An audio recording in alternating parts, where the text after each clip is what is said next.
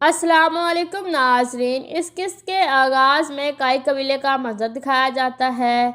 सब लोगों के लिए फतह की खुशी में ज़ियाफ़त का इंतज़ाम किया गया था। सब लोग बहुत खुश थे। सब लोग खाना खा रहे थे। खाना खाने के बाद सब लोग शायर का नगमा सुनते हैं और बहुत लुत्फ़ अंदोज़ होते हैं। इसके बाद अगला दिन शुरू हो जाता है। अर्तु साहब अपने सिपाहियों के साथ कहीं जाने के लिए रवाना हो जाते हैं।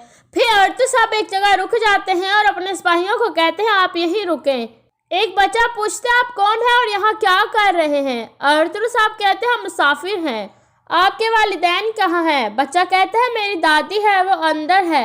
अर्तु साहब कहते हैं तो फिर जाओ और उन्हें बताओ कि मुसाफिर आए हैं। बच्चा अंदर जाकर दादी को बताता है कि मेहमान आए हैं। दादी कहती है मेहमानों को इंतज़ार मत कराओ, उन्हें फ़ौरन अंदर ले आओ। बच्चा बाहर आकर अर्तुल साहब को इशारा करता है तो अर्तुल साहब खैमे में दाखिल हो जाते हैं और अंदर आकर सलाम करते हैं।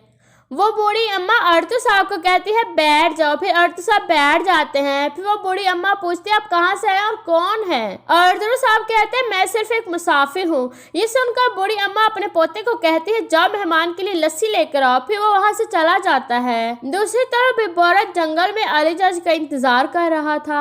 इतने में अली जज वहाँ पहुँच जाता है। घोड़े से उतर कर अली जज अपनी तलवार बिबोरत के सीने पर रख देता है। बिबोरत कहता है इसका क्या मतलब है कमांडर? अली जज कहता है खान का कौल है जो अपनी जिम्मेदारी में नाकाम हो जाता है वो एक लंगड़े घोड़े की तरह होता है, वो बेकार हो जाता है, इसलिए लाजमी उसे मार देना चाहिए। बिबोरत कहता है जो अपनी जिम्मेदारी में नाकामयाब हुए हैं वो पहले ही मर चुके हैं। अली जज कहता है इस नाकामी में तुम भी शामिल हो, तुम भी वहाँ मौजूद थे। बिबोरत कहता है जैसे आपने कहा था मैंने उनकी हिफाजत की, मैंने अपनी पूरी कोशिश की है, मैंने अपना बेहतरीन आदमी भी खो दिया है। इस मसले को हल करने के बजाय आप मुझे धमकी दे रहे हैं। अब आप हलागू खां को क्या जवाब देंगे? फिर अली जज कहता है बरकी खां के लोग हर तरफ मौजूद हैं, तुम उन्हें क्यों नहीं देख सके? बिबोरत कहता है वो अकेले ये काम नहीं कर सकते, लाजमी उनमें कोई शामिल है। अली जज कहता है कौन? बिबोरत कहता है अर्तुल, हमारी गैर मौजूदगी में उसने सौगत और सरदार आला का ओहदा वापस हासिल कर लिया है और उसने हर तरफ कई कबीले के झंडे लहरा दिए हैं। ये सुनकर अली जज सख्त गुस्से में आ जाता है। दूसरी तरफ अर्तुल उस बूढ़ी अम्मा से पूछते हैं ये कौन है? क्या ये आपकी बेटी है? बूढ़ी अम्मा कहती है नहीं ये मेरी बेटी नहीं है, लेकिन मैं इसे अपनी बेटी की तरह समझती हूँ। इसके शौहर को काफिरों ने मार दिया है, मैं इसका ख्याल रखती हूँ, ये माँ बनने वाली है। अर्तुल साहब पूछते हैं तो फिर आप उसका ख्याल कैसे रखते हैं, क्या आपका कोई है? बूढ़ी अम्मा कहती है मेरा एक बेटा और बहू थे, लेकिन मौत ने उन्हें मेरे से दूर कर दिया है।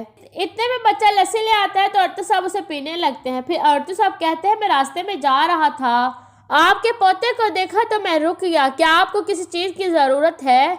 बूढ़ी औरत कहती है ईमान सबसे बड़ी ताकत है बेटा, हमारे पास कुछ ज़मीन है जिससे हम अपना गुजारा करते हैं, इसके अलावा हमें किसी चीज़ की कोई ज़रूरत नहीं है। मैं अल्लाह ताला से दुआ करती हूँ कि अर्तुल जैसे शख्स को हमसे ना छीने और वो एक सरदार की तरह हमारी हिफाजत करे।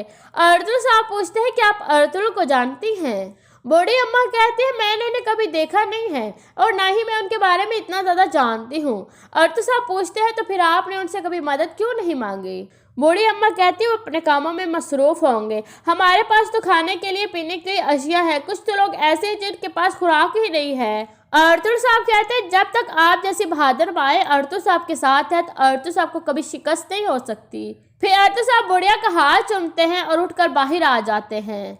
बाहर आकर अर्तुल साहब 2 सिक्के की थैलियाँ बच्चे को देते हैं। बच्चा कहता है इसमें मेरा हक नहीं है, ये मैं नहीं ले सकता।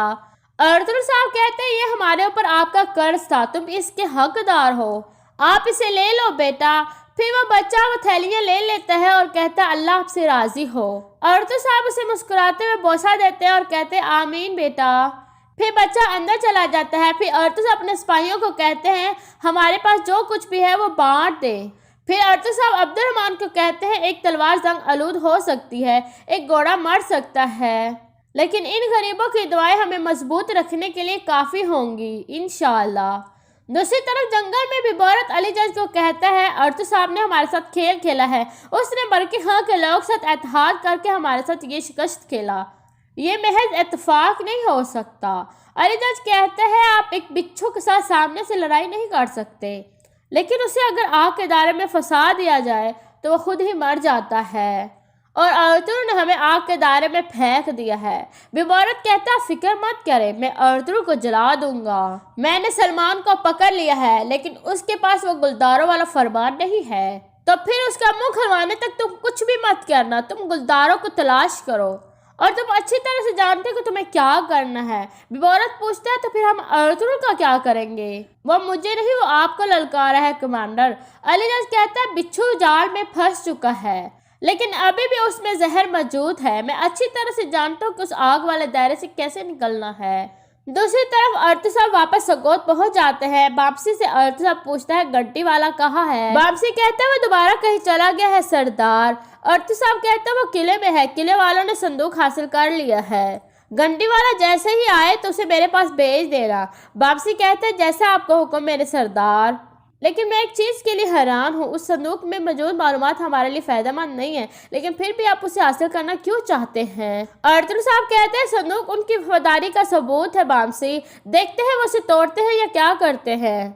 احتیاطی تدابیر لے لو بامسی، جب علی جذ کو پتہ چلے گا کہ ہم نے سگوت واپس لے لیا ہے تو وہ کچھ بھی کر سکتا ہے۔ یہ کہہ کر ارطغرل اندر چلے جاتے ہیں۔ دوسری طرف لپکے قلعے کا منظر دکھایا جاتا ہے۔ درگیوس کے ہاتھ پر پٹی بندھی ہوئی تھی کیونکہ صندوق میں ہاتھ ڈالنے کی وجہ سے اس کا ہاتھ جل چکا تھا۔ اورانوس پوچھتا ہے اب ہم کیا کریں گے حضور؟ اورانوس کہتا ہے ارطغرل نے مجھے کل صبح سگوت بلایا ہے، اب ہم کیا کریں گے؟ درگیوس کہتا ہے تم ارطغرل سے خوف زدہ ہو اورانوس، تم ایک بازنطینی کمانڈر کی بجائے ایک ترک سردار کی طرح بات کر رہے ہو۔ اورانوس کہتا ہے ارطغرل ہمارا دشمن ہے لیکن ابھی ہمیں اس کی دوستی کی ضرورت ہے، یہ صندوق دوستی کو نقصان پہنچائے گا۔ درگیوس غصے سے کہتا ہے تم مجھے نصیحت مت دو، تمہاری ذمہ داری ہے کہ میرے حکم پر عمل کرنا، ہم نے اسے اپنے آدمی دیے تھے، ہماری وجہ سے ہی اس نے سلطان کیچکس کو بچایا ہے، چونکہ یہ دوستی اپنے مفاد کے لیے ہے اس لیے ہمارا بھی حق ہے کہ ہم اپنے مفاد کے لیے اسے استعمال کریں۔ اورانوس کہتا ہے میں ارطغرل کو کیا بتاؤں گا؟ درگیوس کہتا ہے کیا تمہیں مجھے یہ بھی بتانا پڑے گا اورانوس؟ کیا یہ تم خود نہیں کر سکتے؟ اس کے بعد جنگل کا منظر دکھایا جاتا ہے جہاں ترگت سپاہیوں کو تربیت دے رہا تھا۔ پھر ترگت اپنے سپاہیوں کو کہتا ہے تم لوگ ہار چکے ہو کیونکہ تم لوگ دیکھ رہے تھے لیکن میں نہیں دیکھ رہا تھا، تم لوگوں نے صرف آنکھوں کا استعمال کیا جبکہ میں نے تمام حواس کا استعمال کیا۔ دشمن کو دیکھنا ہی ضروری نہیں ہے بلکہ آپ کو یہ بھی حواس رکھنا چاہیے کہ وہ اگلا قدم کیا اٹھانے والا ہے۔ اتنے میں دو سپاہی سلمان کا گھوڑا لے کر وہاں پہنچ جاتا ہے۔ ترگت گھوڑا دیکھ کر کہتا ہے یہ تو سلمان کا گھوڑا ہے، یہ تمہیں کہاں سے ملا؟ سپاہی کہتا ہے گشت کے دوران یہ ہمیں چٹانوں پر ملا۔ یہ سن کر ترگت بہت پریشان ہو جاتا ہے، گھوڑے کا تھیلا چیک کرتا ہے تو اس میں وہ خط نکل آتا ہے۔ پھر ترگت سپاہی کو کہتا ہے اسے فوراً ارطغرل صاحب کے پاس لے جاؤ۔ پھر ترگت اپنے سپاہیوں کو کہتا ہے فوراً چٹانوں کی طرف جائیں گے، اللہ کرے سلمان ٹھیک ہو، یہ کہہ کر وہ روانہ ہو جاتے ہیں۔ دوسری طرف غار میں سلمان بے ہوش پڑا تھا۔ اتنے میں بیبارت وہاں پہنچ جاتا ہے اور بہادر کو کہتا ہے کہ ابھی تک اس نے منہ نہیں کھولا۔ بہادر کہتا ہے میری تمام کوششوں کے باوجود اس نے اپنا منہ نہیں کھولا۔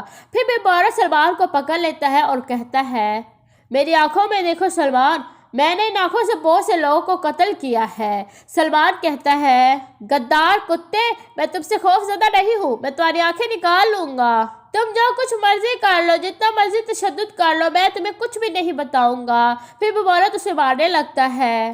پھر بیبارت کہتا ہے تمہاری قسمت تمام آگیوں سے مختلف ہوگی، الباسی تمہاری جہنم ہوگا، اور یہاں پر اس قسط کا اختتام ہو جاتا ہے۔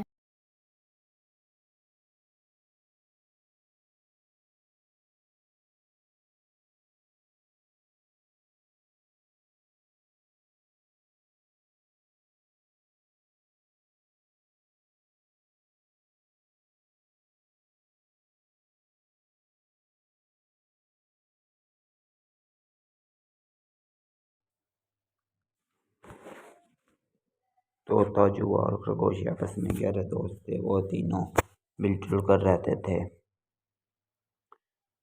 آمنہ غفاری طوطا چوہا اور خرگوش آپس میں گہرے دوست تھے، وہ تینوں مل جل کر رہا کرتے تھے۔ خرگوش سب کے لیے کھانا پکانا، گھر کو صاف کرتا اور سنبھالتا۔ چوہا گھر کے لیے اناج، روشن پانی، سبزی، ترکاری بازار سے لاتا اور طوطا جنگل سے کچھ لکڑیاں بازار میں جا کر بیچ آتا۔ اس طرح تینوں خوب محبت اور مشق کرتے اور خوش خوش رہتے۔ ان کی یہ گہری دوستی اور میل ملاپ پڑوسی میں رہنے والے لومڑی کو ایک آنکھ نہ پاتی تھی۔ مکاری لومڑی نے ایک دن موقع پا کر طوطے کا حال چال دریافت کیا۔ ہم لوگ خوب مزے سے اور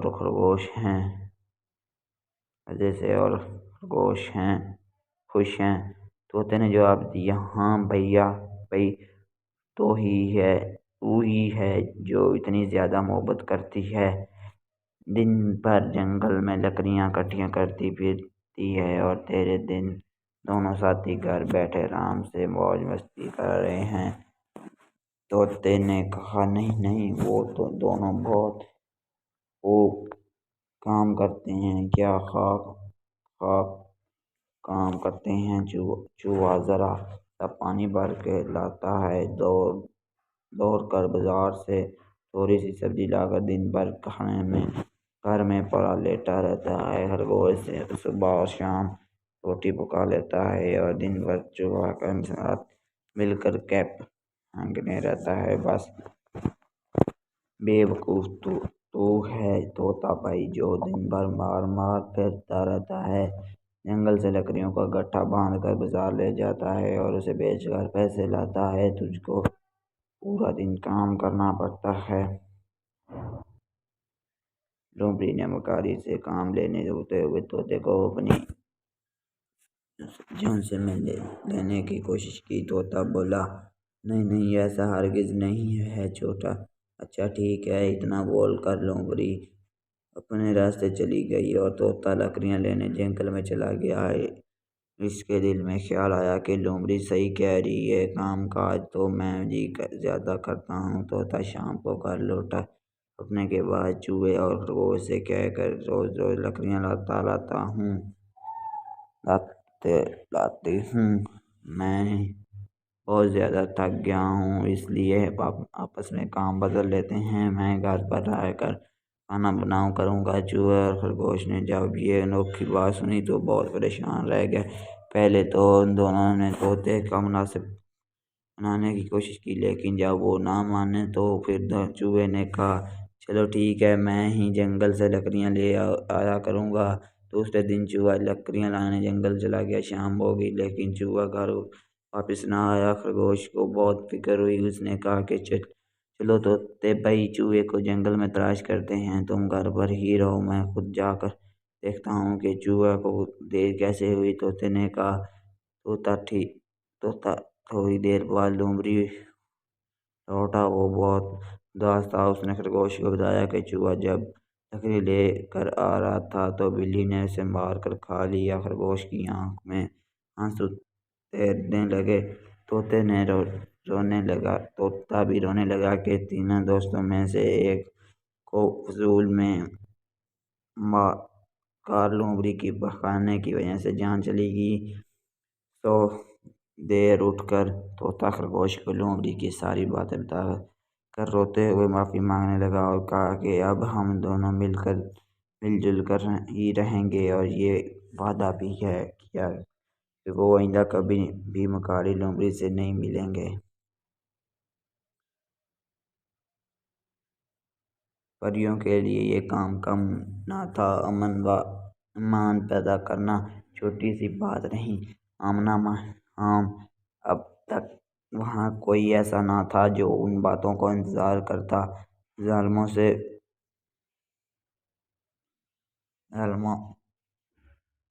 کو بچاتا اور اس سمندر کی سطح پر امن قائم کرنے کا خیال آتا۔ پریوں کے لیے یہ کام کم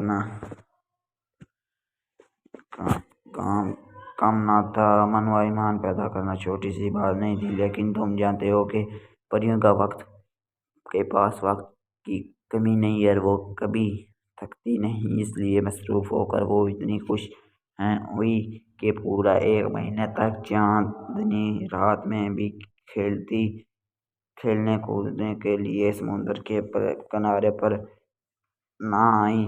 جب 30 راتیں گزر گئیں اور کوئی پری باہر نہ آئی تو آخر کا بادشاہ کو فکر ہوئی کہ کہیں کوئی مصیبت تو نہیں آ گئی۔ یہ کیا بات ہے کہ پریاں سمندر سے باہر نہیں آئیں۔ اس نے ان کا خبر لینے کے لیے اپنے لچی بھیجی۔ لچی سمندر میں پریوں کے پاس پہنچی اور ان کا حال پوچھا اور بادشاہ کا پیغام دیا۔ پریوں نے کہا، بادشاہ سلامت کی خدمت میں ہماری طرف سے عرض کر دیا کہ ہمیں بھی اپنی سہیلیوں سے اتنے دن تک نہ ملو کہ بہت افسوس ہے۔ ہم کو یہاں آ کر اتنی خوشی اور اس قدر مصروفیت رہی کہ معلوم نہ ہوا کہ کتنا وقت گزر گیا ہے۔ آج رات ہم صرف حاضر ہوں گے اور اب تک جو گزرا ہے وہ سنائیں گے۔ رات ہوئی تو پریاں سمندر کے کنارے پانی سے باہر نکل آئیں۔ سارے پریاں ان سے ملنے کے لیے جمع ہو گئی اور جب انہوں نے سمندر کی تہہ کے عجیب و غریب حالات اور وہاں کی مخلوق کا ذکر کیا تو بادشاہ، ملکہ اور تمام درباری پریاں حیران رہ گئیں۔ اب بڑی دلچسپی لی۔ بادشاہ نے کہا، تم بڑی اچھی نیک دل پریاں ہو، تم کو اس کا صلہ ملنا چاہیے کیونکہ تم مصروفیت بہت زیادہ ہے اور تمہارا رہنا بھی ٹھہرا دور دراز اس لیے مناسب ہے کہ تم اپنا بادشاہ بھی الگ بنا لو اور لہروں کے نیچے اپنی سلطنت قائم کر لو۔ شاہی خاندان میں سے ایک شہزادہ تمہارا بادشاہ بن سکتا ہے۔ تم اس کے رہنے کے لیے ایک محل بناؤ جس میں جا کر وہ رہے اور تم پر حکومت کرے۔ سمندر کی پریاں خوش ہو گئیں۔ انہوں نے بادشاہ کا شکریہ ادا کیا کہ انہیں اپنا علیحدہ بادشاہ ملا اور اپنے الگ سلطنت حاصل کی۔ وہ اپنے نئے بادشاہ کے محل کی تعمیر کرنے کے لیے سمندر میں چلی گئیں۔ سمندر کی تہہ میں پہنچنے ہی پریوں نے محل کے ڈول ڈال دیا۔ ایک مہینے کے اندر ہی محل تیار ہو گیا۔ محل کے دور دیواریں چمکیلی سیپ کے ساتھ تھیں اور اس کی چھتیں سفید باریک چاندی جیسی ریت کی دیواروں پر رنگ کی نازک سمندری بلبن چڑھی ہوئی تھی۔ یہ سرخ، کہیں سبز مائل زرد تھی، کہیں قمزی جیسے قمراطا۔ اتنے ہی رنگ کے رہائشی تخت شاہی اور دربار کی نشین بھی کی تاج برا موتیوں کا سفید محل کے چاروں طرف سمندر کے پھولوں کے درخت سے رست باغات تھے۔ جگہ جگہ فوارے جو رات دن چلتے کرتے رات کو روشنی کے لیے چمکتی ہوئی مچھلیاں تھیں جو ہر طرف اپنے چمکیلے جسموں سے روشنی پھیلاتی پھرتی اور جہاں ہر وقت آ جانے کی ضرورت تھی۔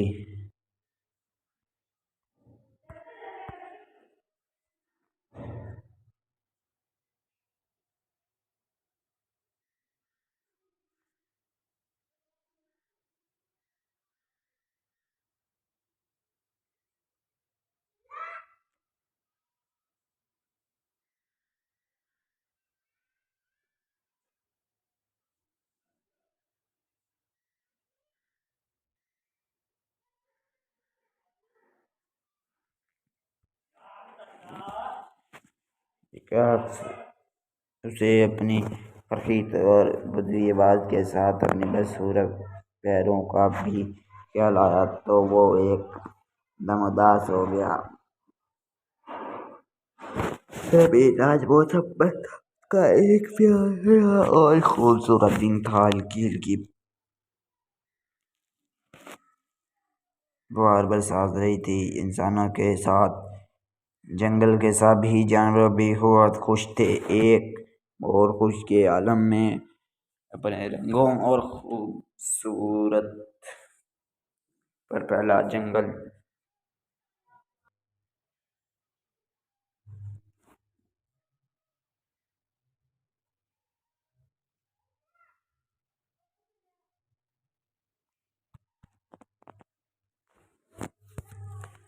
حکیم کی ذمہ داری حضرت ابو عبیدہ رضی اللہ عنہ روایت سے ہے کہ رسول اللہ صلی اللہ علیہ وسلم نے فرمایا مسلمانوں تم میں سے ہر ایک نے سے اس کی رویت کی نسبت سوال کیا جائے گا کہ جو آدمی لوگوں کو حکومت کرتا ہے وہ اس کا رئی ہے اور لوگوں اس کی رویت ہیں، بس واقعی سے اس کی رویت کی نسبت بازی پر عرض کی جائے کہ ہر آدمی اپنے گھر والوں کو راضی ہے اور گھر والے اس کی رویت ہے، آپس میں آدمی سے اس کے گھر والوں کی نسبت بازی پر عرض کی جائے گی جو ہر دعوت اپنے خاندان کے گھر پر راضا ہے اور خاندان کا گھر اس کی رویت سے ہے، بس ہر عورت سے کا خامن کے گھر کی نسبت پر عرض کی جائے ہر نوکر اپنے آقا کی مال و اسباب پر رہی ہے اور آقا کا مال و اسباب اس کی رعیت ہے، یا بس ہر نوکر سے اس کے آقا کا مال و اسباب کی نسبت بازار پر عرض کی جائے۔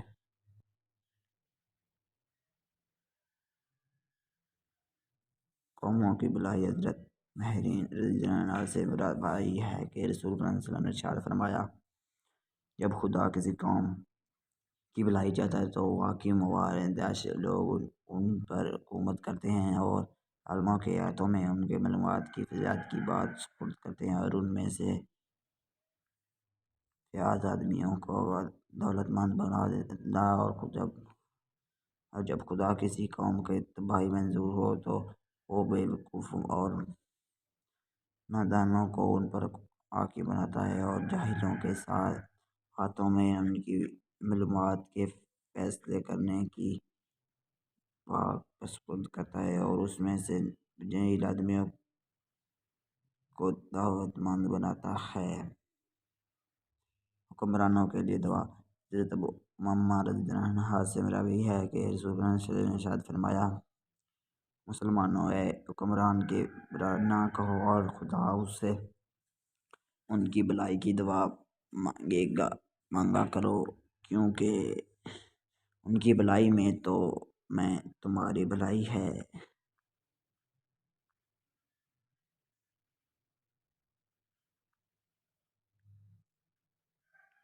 عادل حکمران کی خیر خواہ نبی کریم صلی اللہ علیہ وسلم نے ارشاد فرمایا بادشاہ روی آدمی پر خدا کا سایہ ہوتا ہے اور جو آدمی اس کا ساتھ بے وفائی کرے وہ گمراہ ہوتا ہے اور جو آدمی اس کی خیر خواہ کرے وہ ہدایت پاتا ہے۔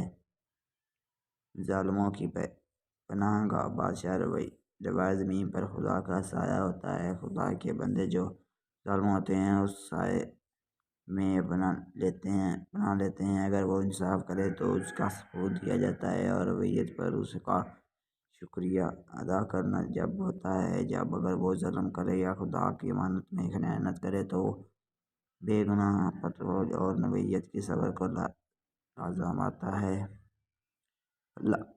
اللہ کا سایہ بادشاہ نبی کریم صلی اللہ علیہ وسلم نے ارشاد فرمایا بادشاہ روی آدمی پر خدا کا سایہ ہوتا ہے جو اس کے بزرگ یعنی خدا اس کی بزرگی دیتا ہے اور جو اس کا عنایت کرے خدا اس کو ذلیل کرتا ہے۔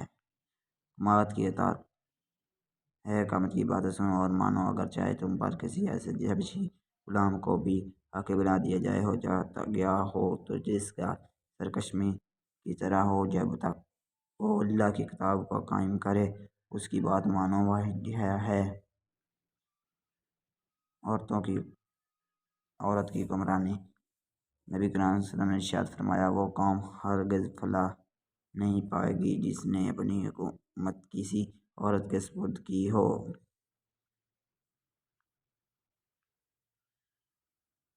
اہل قضات کا ساتھ نبی کریم صلی اللہ علیہ وسلم نے ارشاد فرمایا جو شخص بھی 10 آدمیوں کے مرنے کا نگران بنا ہو اسے قیامت کے دن اس حالت میں لایا جائے گا کہ اس کے ہاتھوں اس کے گردن کے طاقت کے ساتھ بندھے ہوں گے یہاں تک کہ یا بات تو اسے انصاف آزادی دی جائے گی یا ظلم لا کر ڈالا جائے گا۔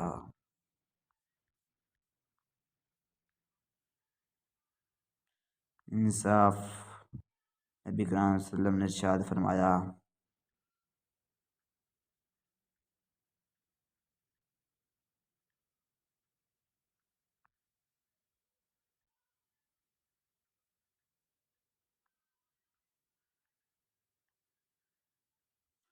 بلا شک انصاف کرنے والا رحم کر دینے ہاتھوں اور اللہ کے دونوں ہاتھوں دیتا ہے۔ نور کے نصیب پر چاہو گے، یہ لوگ وہ ہیں کہ جس تک قوت سنبھال لے رہے ہیں اپنی فصلوں میں، یہاں تک کہ اپنے گھر والوں کے ملالم میں بھی انصاف سے کام لے رہے ہیں۔ اہل اقدار کی ذمہ داری۔ نبی کرام صلی اللہ علیہ وسلم نے ارشاد فرمایا، جو شخص کو اللہ نے مسلمان کی کسی مسئلے کی ذمہ داری سونپی ہو، پھر وہ مسلمانوں کی ضروریات اور ان کی فکری حاجات کی نظر انداز کر کے اس سے چپ کر بیٹھا ہو، تو اللہ تعالیٰ قیامت کے دن اس کی ضروریات اور فکرات احتیاط کی نظر انداز کر کے اس سے روپیش ہو جائے گا۔ دینے کا بیان۔ نبی پاک صلی اللہ علیہ وسلم نے ارشاد فرمایا، خدا کی قسم ہم یہ حکومت کا کام کسی ایسے شخص کے سپرد نہیں کرتے جو خود اسے طلب کرے یا اس کے عریض ہو۔ بہترین حکمات۔ نبی کرام صلی اللہ علیہ وسلم نے ارشاد فرمایا، تمہارے بہترین حکمات وہ ہیں جن سے تم محبت کرتے اور وہ تم سے محبت کرے، تم انہیں دعا کرو اور وہ بھی دعا دیں۔ تمہارے بدترین حکمات وہ ہیں جس سے تمہیں نفرت کرو اور وہ تم سے نفرت کرے، تم پر لعنت بھیجے، وہ تم پر لعنت بھیجیں، تم ان پر لعنت بھیجو۔ غضب سے محفوظ لوگ۔ نبی کرام صلی اللہ علیہ وسلم نے ارشاد فرمایا، اللہ کے کچھ مخلوق ایسی ہے کہ اللہ نے اسے لوگوں کی ضروریات پوری کرنے کے لیے پیدا کیا۔ لوگوں کو جب کوئی آفت حاجت پیش آتی ہے تو گھبرا کر انہیں کے پاس جاتے ہیں، ایسے لوگ اللہ کے عذاب سے محفوظ ہیں۔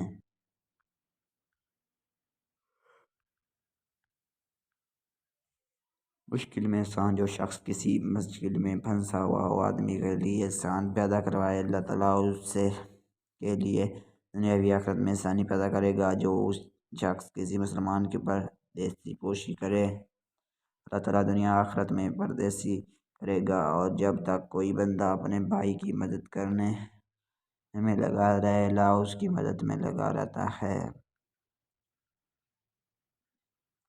امان کے شعبے۔ نبی کرام صلی اللہ علیہ وسلم نے ارشاد فرمایا، امان کے 70 سے کچھ اوپر شعبے ہیں، ان میں افضل ترین شعبہ لا الہ الا اللہ کہنا اور منی ترین شعبہ راستے سے گندگی دور کرنا ہے، اور یہ بھی امان کا ایک شعبہ ہے عظیم ترین جہاد۔ نبی کرام صلی اللہ علیہ وسلم نے ارشاد فرمایا، یہ بھی عظیم ترین جہاد ہے کہ ظلم سب اقتدار کے سامنے کلمہ انصاف کہا جائے۔ ہر چیز کی زینت۔ نبی کرام صلی اللہ علیہ وسلم نے ارشاد فرمایا، نرمی جس چیز میں بھی ہوگی اسے زینت بخشے گی، اور جس چیز سے بھی دور کر دی جائے گی اسے عیب پیدا کروائے گی۔ محفوظ ترین آدمی۔ نبی کرام صلی اللہ علیہ وسلم نے فرمایا، اللہ کے نزدیک محفوظ ترین شخص وہ ہے جو سخت جگرالو ہو۔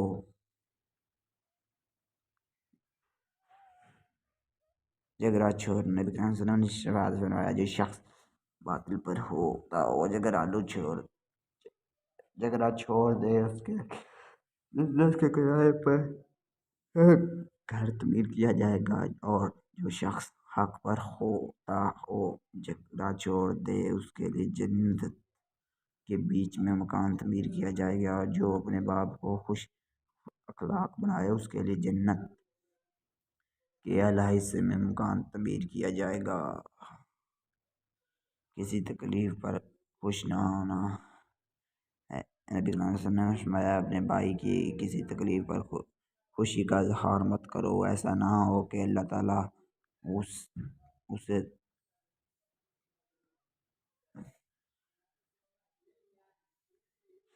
اللہ تعالیٰ اسے تو اس تکلیف سے عطا فرما دے اور تمہیں مبتلا کر دے۔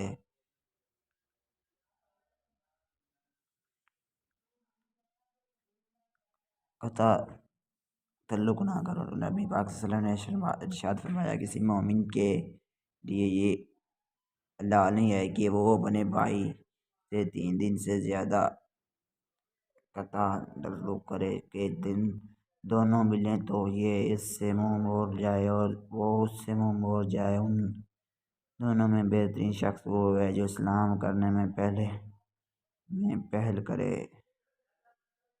حسد سے بچو۔ نبی کریم صلی اللہ علیہ وسلم نے ارشاد فرمایا حسد سے بچو، اس لیے حسد نیکیوں کی طرح کھا جاتا ہے جس طرح آگ لکڑی کو کھا جاتی ہے۔ غیبت سے بچو۔ نبی کریم صلی اللہ علیہ وسلم نے ارشاد فرمایا جانتے ہوئے غیبت کیا چیز ہے، کیا چیز ہے؟ صحابہ نے عرض کیا اللہ اور رسول صلی اللہ علیہ وسلم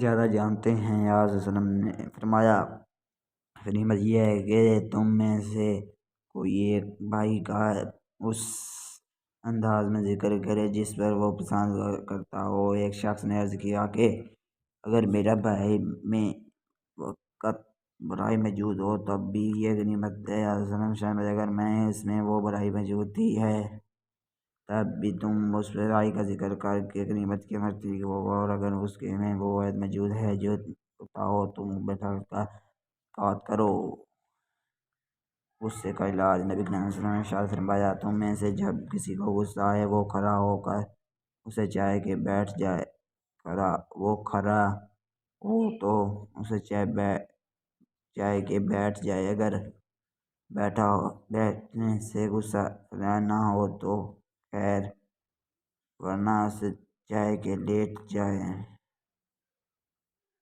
غصے سے بچے۔ نبی کریم صلی اللہ علیہ وسلم نے ارشاد فرمایا غصہ شیطانی چیز ہے اور شیطان آگ سے پیدا ہوتا تھا، آگ کو پانی سے بجھایا جائے۔ لہٰذا اگر تم میں سے کسی کو غصہ آئے تو اسے چاہے کہ وہ وضو کر لے۔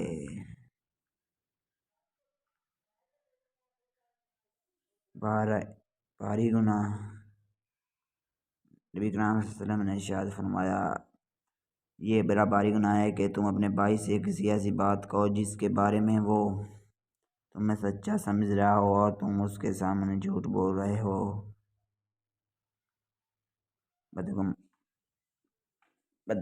بدگامی سے بچو۔ نبی کریم صلی اللہ علیہ وسلم نے ارشاد فرمایا لوگوں کے ساتھ بدگامی کرنے سے بچو، اچھے اخلاق والا ہونا۔ نبی کریم صلی اللہ علیہ وسلم نے ارشاد فرمایا تم میں سے جو زیادہ اچھا اخلاق والا ہوگا وہ میرے نزدیک زیادہ محبوب ہوگا، اور قیامت کے دن اس کی نسبت دوسروں کے مقابلے میں مجھ سے زیادہ قریب ہوگی اور مجھ سب سے زیادہ پسند، اور قیامت کے دن مجھ سے زیادہ دور وہ لوگ ہوگا جو بہت فضول گواہ، منہ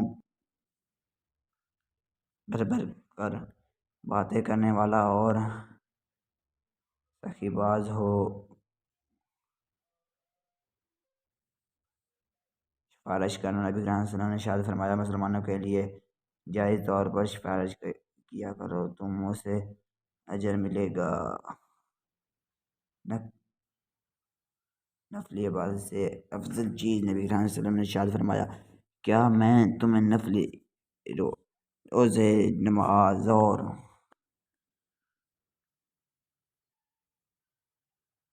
صدقے سے زیادہ افضل چیز نہ بتاؤں؟ صحابہ کرام صلی اللہ علیہ وسلم نے عرض کیا ضرور بتائیں۔ یا رسول اللہ باہمی تعلقات کی خوشبار بنانا یعنی جھگڑے کو ختم کرنا، اس لیے کہ باہمی تعلقات کا بخارا مونڈے والی چیز ہے۔ میرا مطلب نہیں کہ یہ گاڑا بال مونڈا ہے۔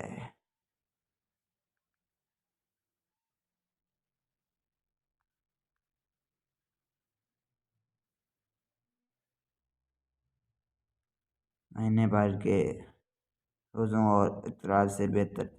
نبی کریم صلی اللہ علیہ وسلم نے ارشاد فرمایا اگر میں مسلمان بھائی کی کسی کام میں مدد کروں تو یہ بات مجھے بے نسبت اس بات کی زیادہ اچھی معلوم ہوتی ہے کہ میں اس مہینے تک روزے کروں اور کعبہ مسجد کی میں اطراف کروں۔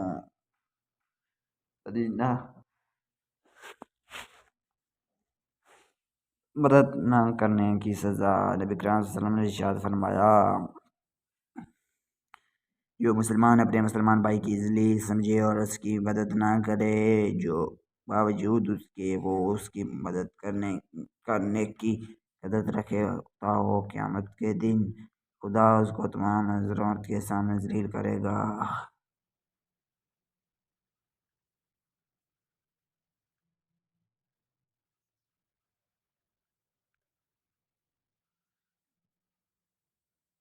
غور و فکر کا حکم۔ نبی کریم صلی اللہ علیہ وسلم نے ارشاد فرمایا، مسلمان ہر چیز میں غور و فکر کیا کرو مگر خدا کی ذات میں غور و فکر نہ کرو۔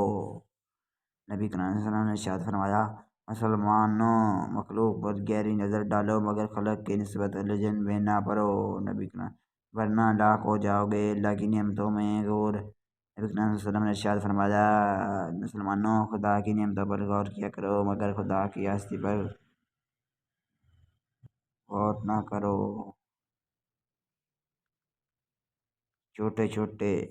چھوٹوں سے واضح کا حکم۔ نبی کریم صلی اللہ علیہ وسلم نے ارشاد فرمایا، چھوٹوں سے جاگ کر ملو تاکہ تم خدا کے نزدیک بڑے ہو جاؤ۔ نبی کریم اللہ کے پسندیدہ لوگ۔ نبی کریم صلی اللہ علیہ وسلم نے ارشاد فرمایا، اے عائشہ، عاجزی کیا کرو کیونکہ خدا تو عطا کرنے والوں کو پسند کرتا ہے اور غور کرنے والوں کو ناپسند کرتا ہے۔ اللہ کی نگاہ میں پڑھو۔ نبی کریم صلی اللہ علیہ وسلم نے ارشاد فرمایا، جو شخص تواضع کرتا ہے خدا اس کے مرتبہ کو بلند کرتا ہے، بس وہ اپنی نگاہ میں چھوٹے ہونے لگتا ہے مگر لوگوں کی نظر میں بڑا ہوتا ہے، اور جو شخص غور کرتا ہے خدا اس کو ست کر دیتا ہے، بس وہ اپنی نگاہ میں بڑا ہوتا ہے مگر لوگوں کی نظروں میں چھوٹا اور حقیر ہوتا ہے۔ علین میں جگہ پانے والا۔ نبی کریم صلی اللہ علیہ وسلم نے ارشاد فرمایا، پروردگار عالمین خود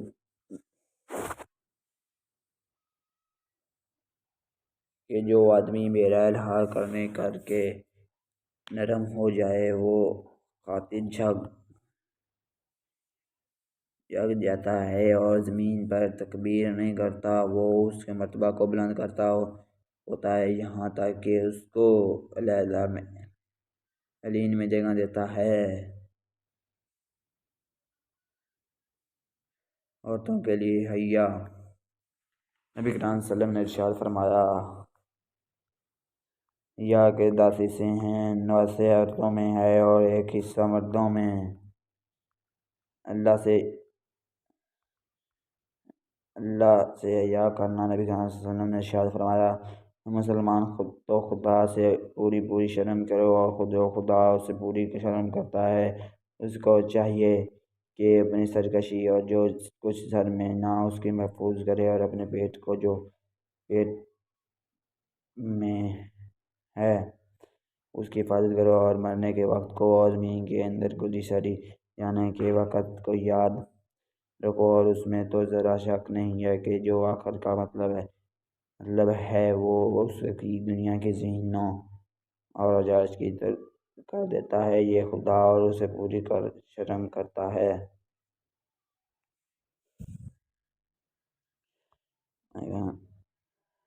امان و حیا۔